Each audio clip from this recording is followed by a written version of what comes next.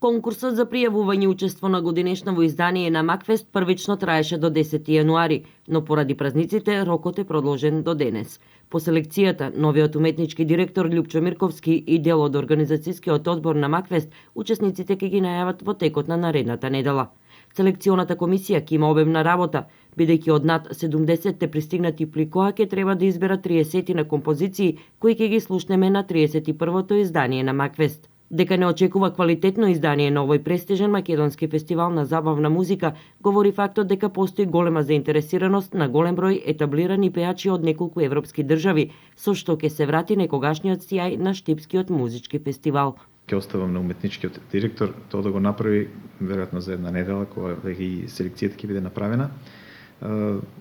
Некаде од Ирска, Шпанија, Израел, Австрија, Хрватска, Малта, че ќе имаме уметници кои што рамноправно ќе се судрат на Мегдан со нашите уметници, односно со нашите пејачи, од секој што давало квалитет, конкуренцијата, од секој што давало различни искуства, со оглед на тоа дека доаѓаат од други држави и се представници на други држави, значи како селекција, мислам дека ќе имаме добар фестивал.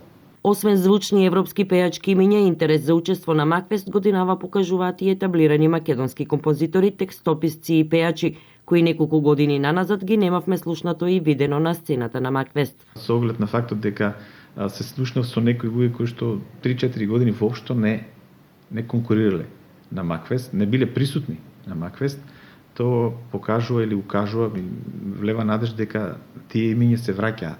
Да речеме, ние го немавме Ристо Самарџиев, човек кој што 6 пати победил на Макфест, го немавме последните 3 години. Сега веројатно ќе го имаме затоа што се интересираше до кога е, како е, да пратам, ќе стигнам ли, ќе нема ли да стигнам и така натаму. Джокси се јавуваат композитори кои што одамна ги немало. Мене ме радува што и штипските автори се разбудија повторно. Имаме од секаде. Значи цела Македонија.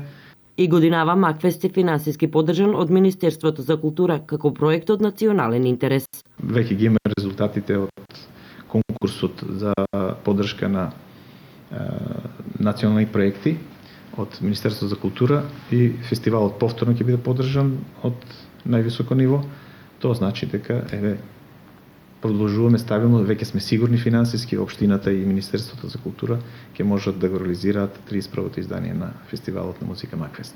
Макфест и оваа година ќе се организира на почетокот на јуни, односно 2, 3 и 4 јуни.